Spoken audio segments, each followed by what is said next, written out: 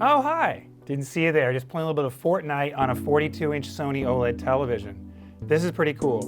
This is a brand new screen size for OLED and a brand new screen size for Sony. I'm here at Sony's TV display for their new 2022 models. I'm going to show you this small one first, then we're just going to go up its screen size from there. Let's check it out.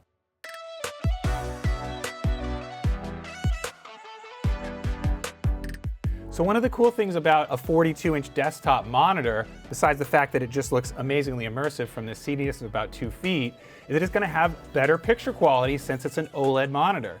So you get the benefits of OLED, perfect black levels, great off angle that you don't get with some of the LCD-based type monitors. Now, if you're a Twitch gamer, you might notice it's got 4K 120 input capability, so you get that smooth frame rate you can take advantage of some of the higher end gaming PCs out there. So again, a perfectly functional monitor that also happens to be a really cool OLED television. So when you're done gaming, you can fire up Netflix or another streaming service and really enjoy it as a television itself. So that's pretty cool. This is the A90K series from Sony. It's available in the 42 and the 48-inch size. Now let's step up a little bit in screen size. So again, I'm here with Sony's 2022 televisions. Behind me is their 8K. Now this is a 75-inch pair of televisions. Sony just showed me a demo comparing the 2021 to the 2022 models. These use mini LED 8K resolution. This is the Z9K series, all the bells and whistles. This is available in the 75 and the 85-inch size. So as you can see, it looks really nice, really detailed. Of course, 8K content really isn't there yet. This TV is going to be extremely expensive. Spoiler, Sony has not announced pricing on any of these televisions yet. We'll get that a little bit later, but just know that this is going to be a really high-end, expensive television.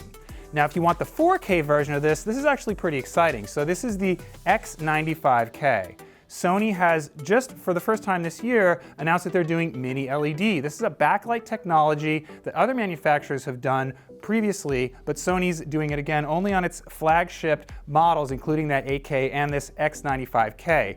Now, don't expect the picture quality to be quite as good as OLED, but it is going to be brighter. So one of the benefits of mini LED is you get that really good brightness, especially if you're in a more well-lit room, and of course you get those poppy HDR highlights. So Sony sat me down, we saw a demo of this television compared to some competitors and the last year's version, the X95J, which doesn't use mini LED.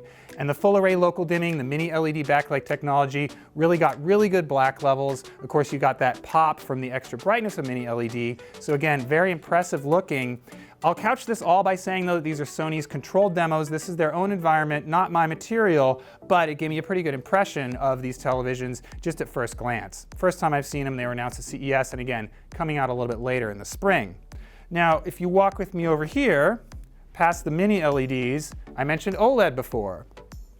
Right here we have a display showing Sony's reference monitor that uses OLED technology, last year's A90J, an excellent performing OLED TV, but this is the real star of the show, is the A95K. That's QD-OLED, Sony's flagship Master Series television.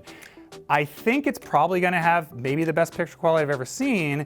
It improves on standard OLED by using quantum dots, which improves colors. I could see that here just in this brief demo. Really excited to check that out in the lab a little bit later. Finally, Sony's got the standard OLED TVs they're bringing out at the A80K. So yes, Sony is making 2 different kinds of OLED televisions. They're the only manufacturer that's doing that this year. The A80K compared to last year does have an improved cognitive processor. It's going to perform very similarly to their flagship non-QD-OLED from last year. So again, that's going to be a pretty high bar, and it's really interesting to see how those 2 types of OLED displays are going to compare when I get them into the lab. That's a quick look at Sony's lineup for 2022 of all of its new televisions, or at least the high-end versions. These are available in myriad screen sizes, mostly starting to ship later this spring. I'm David Katzmeyer for CNET.